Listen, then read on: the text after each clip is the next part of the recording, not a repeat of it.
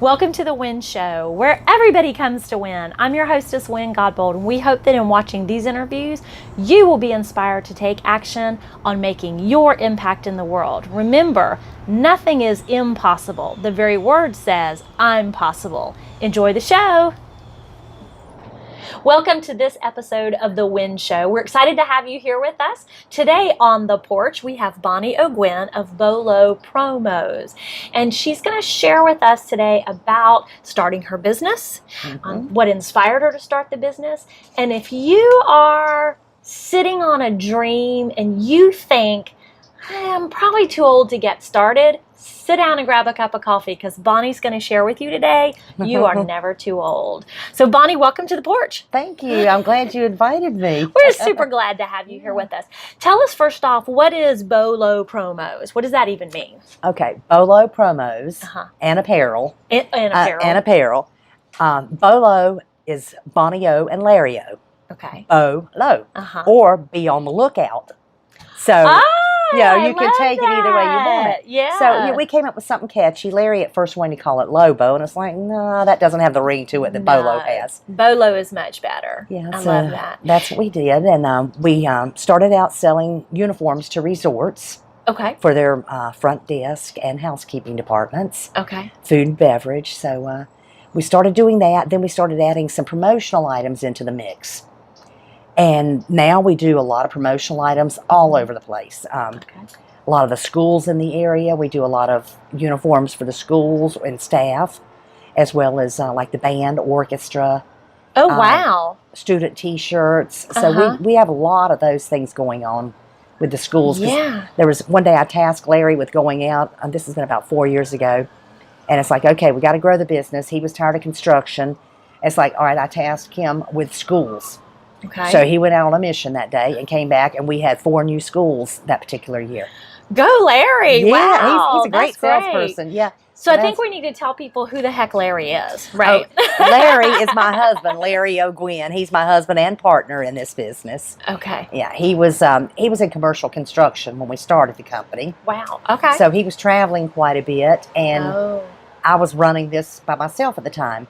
Well, with him being on the road, I didn't have much help from him, and we were at that point with the business that I could get by with just myself. Okay. But then, as the business has grown, he has left construction management and is now full-time with our company. So now, Larry, is he your employee? Yeah. He's going to love that, isn't he? He still likes to tell everybody he's the boss. He's the boss, okay. But he is an employee of BOLO. I love it. I love it. Well, every company has to have a figurehead, right? Yeah. So you can just be that for him. But tell us, because when Larry was doing construction, and you were not doing this, I mean, how did BOLO come to be, right? Okay. I had worked for large companies over the years. And I started out with my first job in Myrtle Beach as working for a company similar to mine. Okay. And I knew nothing about promotional products, and I knew nothing about apparel. It's like, go sell. Oh, they hired you to sell. Yeah. Okay. So, and like I said, I knew nothing about it. So I struggled there for a year. I don't know why in the world they kept me around. I really don't, because I knew nothing. Because it was all part of the bigger plan. Yeah. And, I mean, wonderful company. I just loved them to death. And I had an opportunity to go to work for another company doing basically the same thing, except it was selling apparel as well as renting apparel. It was a linen and uniform type thing. Yeah, rental company. So I was with them for almost 7 years, and I gained a lot of experience in sales and apparel and a little bit with the promotional stuff, but not that much. But they spent a lot of money on their salespeople training them. Okay. So I was able to do that. Well, one day I got tired of it, and it's like, I'm so tired of doing this. And I was almost in tears. Oh. And I came in one afternoon, and Larry could see I was down and out. And we had fooled around with making some business cards one day. And, after we decided that when the day came we ever wanted to do a company, it would be BOLO. Okay. So he came and threw a card down on my desk. And he said, it's time.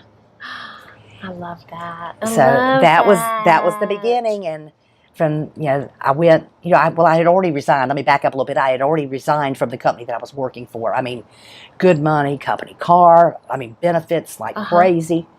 And it's like, I just can't do it anymore. So I had resigned. So when he said that, he said, it's time. The next day I was in Conway and at the Department of Revenue and had everything in place. And by the end of the second day, I had my first order for $2,500. Oh, so to me, that was a fortune just starting. Yeah. So let's talk about this for a minute, because people who watch the show, you know, they want to be inspired to take action on what their dream is. Yeah. But particularly in this episode, one of the things that I think you're really highlighting is, you know, there was good money, there was a company car, there were benefits, there were all of these things that sometimes people hear in the back of their head, like, just keep suck it up, Nancy, right? You just got to stay there. There's nothing else. What would you possibly do? You can't do anything else. And yet you just came to that moment and said, I just can't, right? Right. Some of the factors, what were some of the factors that played into that? Like, did you have physical health issues? Was it stress it caused at home? What just really took you to the edge where you said, this is just not for me anymore? Well, I think a lot of it was the pressure the company put on you to, you know, you've got to get this many calls and you've got to make this many dials. You've got to make this many cold calls a day. You've got to have X amount of appointments per day. And it's like, you know, it was a lot to do. Okay. In an 8-hour period. And Wilmington was also part of my territory. So when you factor in driving to Wilmington, you know, a 2-hour drive from the south end, 2 hours there and 2 hours back. So that leaves you a window of basically 3 hours because you got to factor in lunch. Right. So 3 hours of selling. So a day in Wilmington is like, shoots all your numbers. Yeah, it's gone. You can't do it. Wow. And so that was, and then also, let's see, Wilmington, Laurinburg, and Lumberton. Okay. So my territory was huge with a lot of drive time, and you know, you were not allowed to spend the night unless you wanted to pay for it. Wow. So really tying your hands behind your back, asking you to perform some tasks. Yeah, so I thought, and live to some numbers. You've got to be really structured and disciplined, you know, to do that.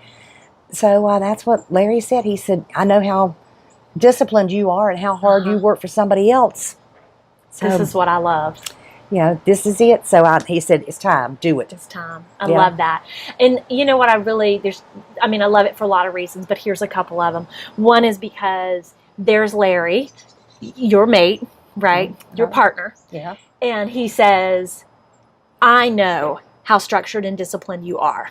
So very often the people closest to us see things in us that we either take for granted or we know, but we don't give enough credit to. And he's essentially saying, I've got all this confidence in you to do this on your own because I know you're going to get out there and do it, right? I mean, he had a confidence there, and I think that's beautiful. And then the other piece of that is just that, you know, we all want our partner in our corner going, yay, you can do this, right? That we're all looking for somebody's got to be cheering us on. Absolutely. And he was. And he was. He was and still is. And still is, yes. Now that he's an employee of BOLO Promos, I love it. So can we talk about when you first went out to announce yourself, the first B2B that you were at, the business to business, and what you said? Because, well, that before we even go there, before we even get that great story, you got to tell our audience, you were how old when you started this? 55. 55. So for those of you who are sitting there going, why did Wynn tell me to grab coffee and sit down and listen to this? This is why. Because if you are, you know, 55, you're 60, you're 65, and you're thinking, well, it's too late now, I really shouldn't start. That's, you know, here's Bonnie. Yeah. 55 when she said, when Larry said, it's time. It was finally time to do this. And now you have a thriving business. Yes, definitely. Yeah. It's going very well. And, you know, at 55, starting the business, I thought, okay. At 62, you know, at first I really didn't plan on it growing like this, or even I love that. It's still at 62, I'm going to retire, I'm going to travel, I'm going to spend time with my kids, my grandkids. That was still my goal at 62, that got that Social Security. I'm going to do it. Well, at 62, I found myself working even harder than I did at 55 because business had grown so much and it was doing so well. And were you loving it at 62? I was. I'm still passionate about it every day. I love it. I mean, every day, sometimes I wake up at 4:30 in the morning, and it's like I start thinking about what I've got going on that day. I may as well get up, turn the coffee maker on, and walk in my office. I love it. Working from home is a great benefit. Yeah. You can be at the office in your pajamas with coffee, right? So yeah, that's perfect. So, you know, we're Southern. I'm Southern, and we're in the South. Can I ask you, how old are you today? 64. 64. And proud of it. I'm proud of it. There we go. Yeah. So I wanted to kind of let people see that at 62, you're working harder than ever and loving it as much as anything. And so at 64, it's 2 years later. I wanted them to see what is that span of time or space in there. And you're traveling some, but you're not really. Your business is not slowing. Oh, it's still going gangbusters. Yes, it is. Yeah. We're getting ready to take an 8-day trip next Friday. Yay. Yes, and excited about it. Where are you going? To South Georgia on the St. Mary's River to the Crooked River State Park.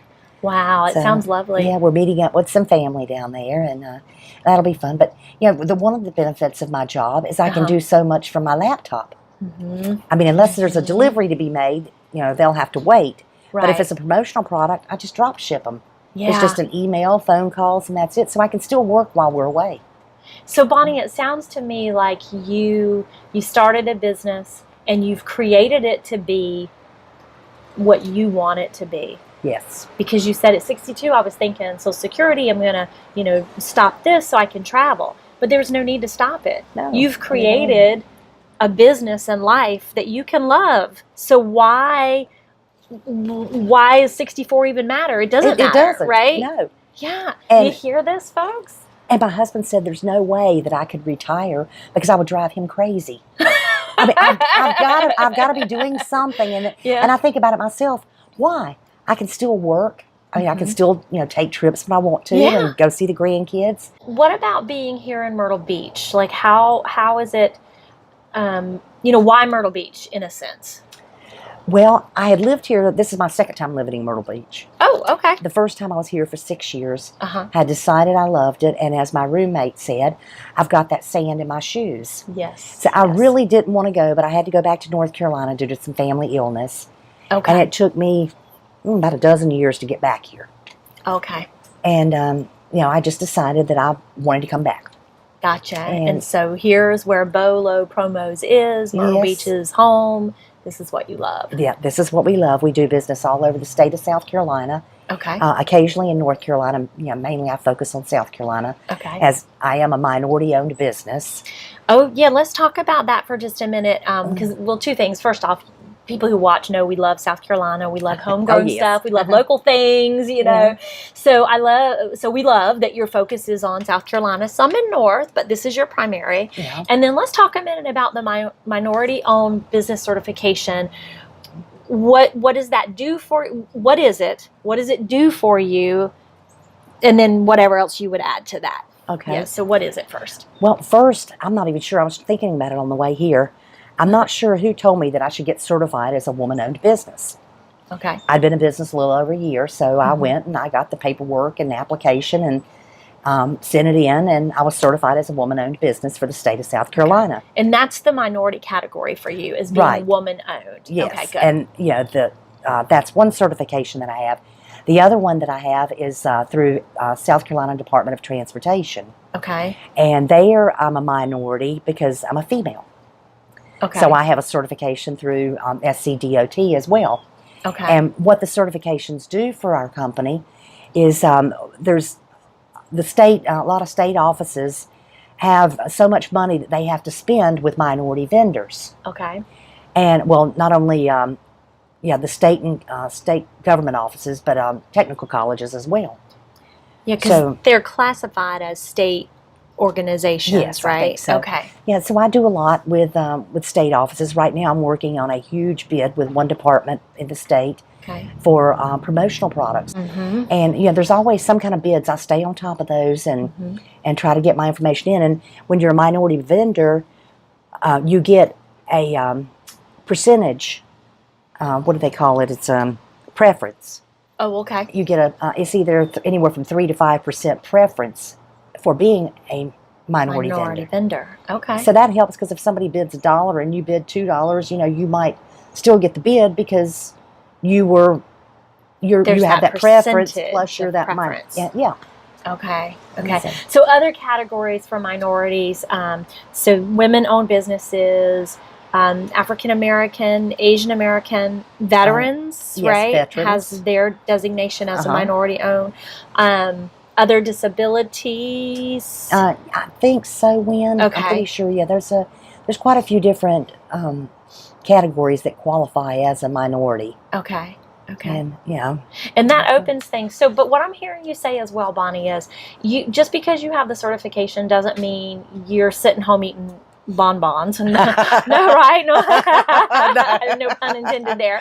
But you're on it. You're looking for places to bid. You're on the website. You're seeking and searching, making connections and meeting with people as any business owner would do. It doesn't just come because all of a sudden you got this certification. No. And the certification is kind of intense, right? I mean, it doesn't, you can't just whip it out in an hour, right?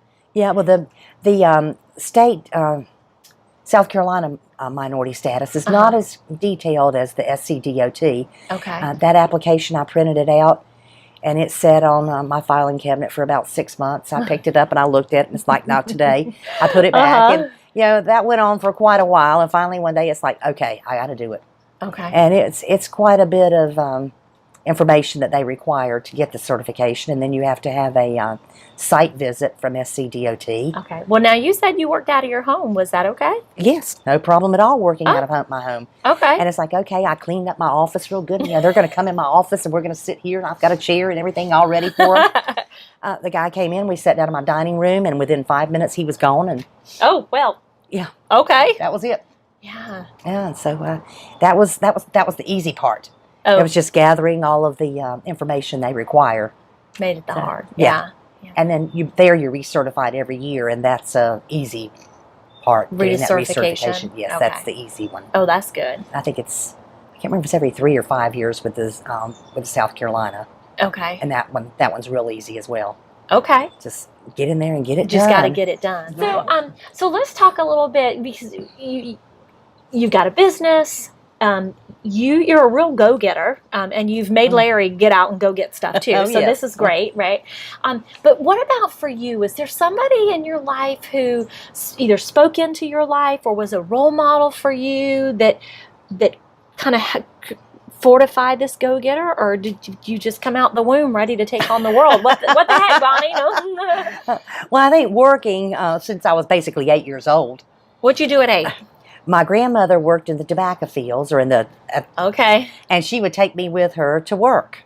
Wow. And that's so if I was going to be there, yes, it was hard work. If I was going to be there, I was going to work. Uh-huh. So she would have me working, and I'm sure I wasn't as productive as I should have been at 8 years old. At 8 years old. That I had worth ethics instilled at me at a real early age. Yeah. And, it continued on all through my life. And I just, I guess I'm a workaholic now. Oh, dear. Where'd you go from the tobacco fields? At 8 years old. At 8 years old. What job did you hold after that? Oh, gosh. Oh, I've had many jobs in my career. Yeah. I worked at a sewing factory at one time, years and years ago. I worked in human resources for a large convenience store chain. Okay. And they were based out in North Carolina. They were privately owned with 400 and some stores, and they sold out. Wow. Now they're like the biggest one that you see on every corner around here now. I won't call out any name. Okay. Yeah. That's them? Yeah, that's them. They started out in a little small town in North Carolina with 400 and some stores, and I worked in HR, and then I moved to marketing. Okay. So another important nugget from Bonnie right there. Now they're on every street corner. You said, well, they started out in North Carolina with 400 stores, but I bet before that they started out with one little store somewhere. Oh, yeah. Right? Yeah. Everybody starting your business, it's never too late to start it. Start small and move forward. Exactly. And be after it. Go get it. Yeah. Yeah. So your grandmother she instilled in you this work ethic and bringing you into the tobacco fields early. Mm-hmm. That continued on. Was there anybody else that you think, this person made a big impact for me? Is there anybody else you really can point to? I still have to refer back to Larry. I mean, because just being there and being so supportive, and he has been my biggest cheerleader. Mm-hmm. And, if I'm down and out, he's there.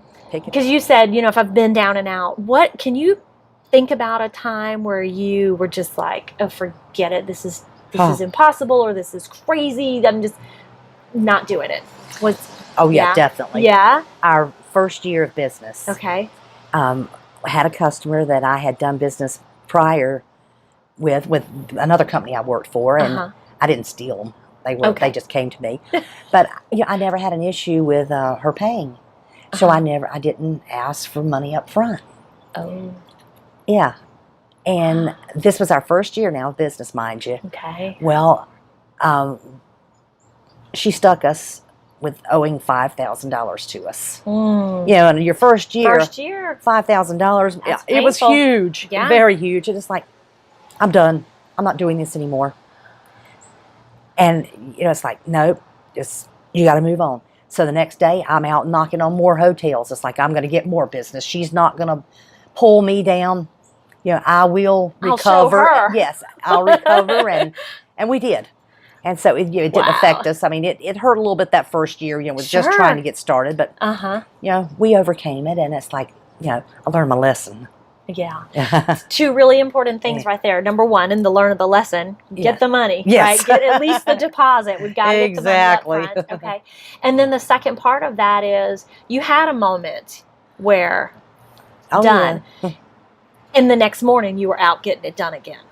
Yeah. So we can't waller in it. No. Right? It's going to happen. Give yourself time. At the Success Summit, I had some folks we were talking about, how long we were discussing, you've got to feel it, right? You got to feel the pain. You've got to acknowledge that this hurts, but you can't stay there.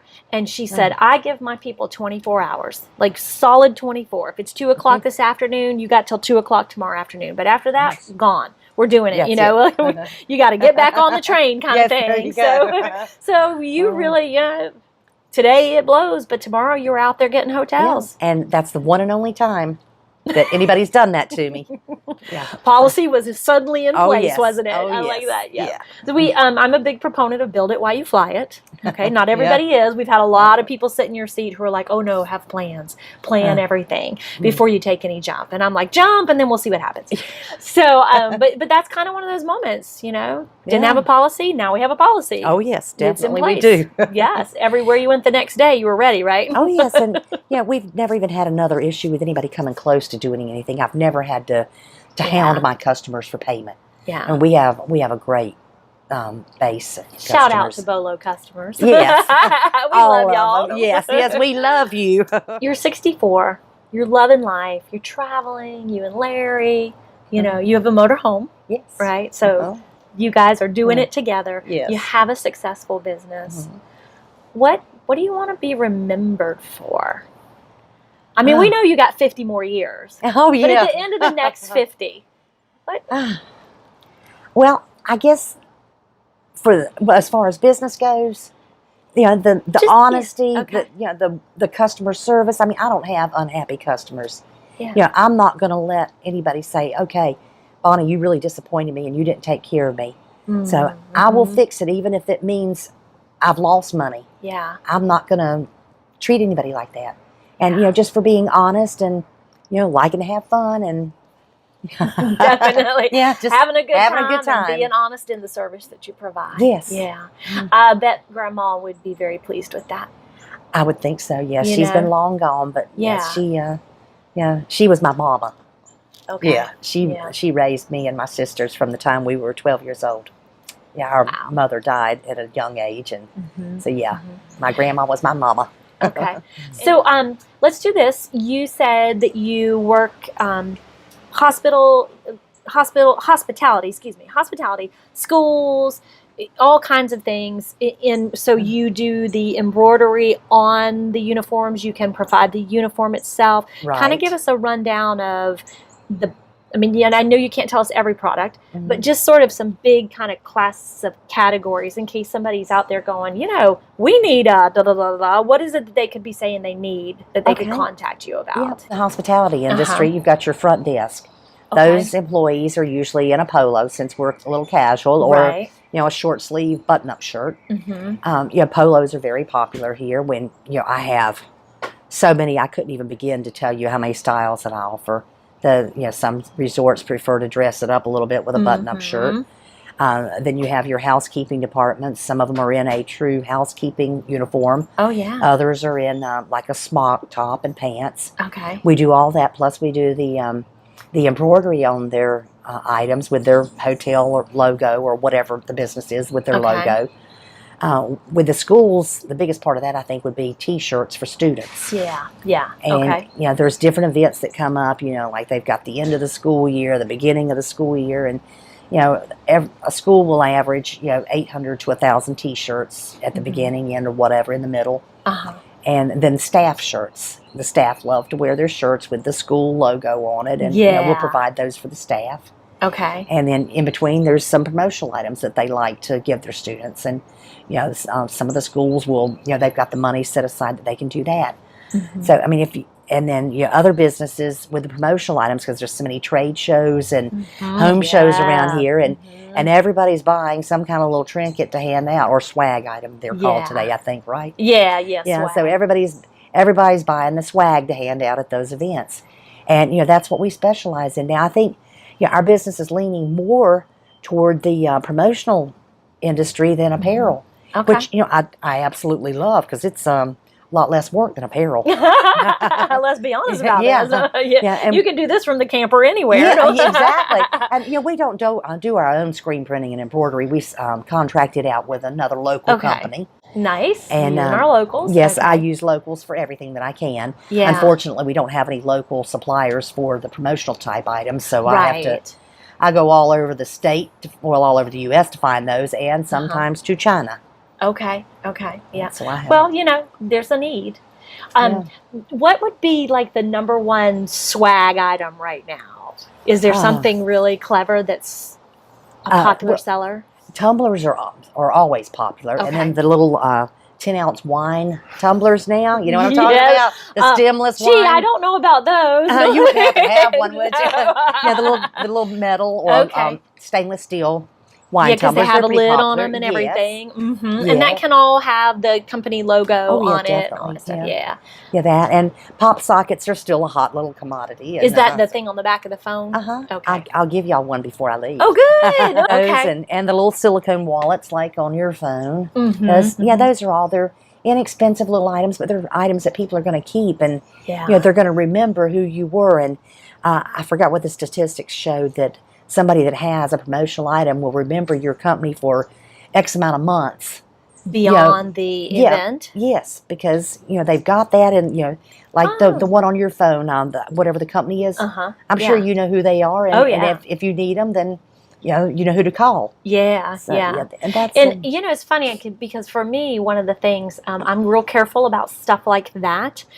So what I put on the back of my phone, because I know everywhere I go, right, somebody's going to, people see you got your phone all the time, so people are going to see that. So I've had them from other companies, and I'm like, no, that's not going to be on the back of my phone, you know, because I know I'm walking around as an advertisement for that place. That's exactly right. So what would you say to anybody that's watching and just thinking, I think I'm too old? Oh. No, you're never too old. Okay. I mean, unless you're really just ready to sit there in the recliner and watch soap operas all day long, which that's not me. I mean, unless you know, that's the way you want to be, then, you know, don't do it. That's not for you. Right. But if you've still got the energy and you want to get out there and you want to go, and you are just, you know, one of those persons or people that can't sit still, do it. Go for it. If you've got a passion in your life and something that you've always wanted to do, and you've got the time and you've got the energy, do it. So tell folks about how to find BOLO Promos online, because we want to give you the promo. Oh, okay. Tell us how to find you. Well, we're BOLO Promos and Apparel. The website is BOLO Promos and Apparel.com. You can call me at 843-251-1335 or email me at BonnieOPromo@gmail.com. I love it. Wow. Bonnie, thank you so much. I enjoyed it. Good. To encourage and inspire our viewers. If you have that passion, it's time. It's time. Like Larry said, it's time. Go out there and go for it. See you next time. Bye-bye. Bye-bye. Thank you for watching this episode of The Wynn Show. This is Wynn, and I'm inviting you to discover what's possible in your life by joining me in the I'm Possible Discovery program. You can find all the details at bsharp.us/join.